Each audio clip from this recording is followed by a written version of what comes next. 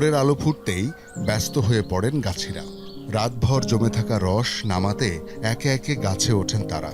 হাঁড়ি ভরা সাদা রস কারো কাছে জীবিকা, কারো কাছে শীতের সবচেয়ে কাঙ্ক্ষিত স্বাদ। সংগ্রহ করা রস জাল দেয়া হয় বড় চুল্লিতে। ঘন্টার পর ঘন্টা আগুনের আঁচে তরল রস ঘন হতে থাকে। এভাবেই একসময় তৈরি হয় খেজুরের গুড়।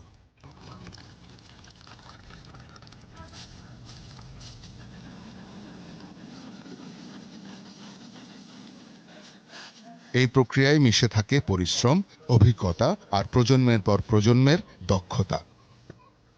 4টার দিক উঠে রস পাড়ি আসি, 5টার দিক জাল ধরা দিই, আবার 11টার দিক গাছে উঠি, গাছে উঠে আবার গাছ কাটি।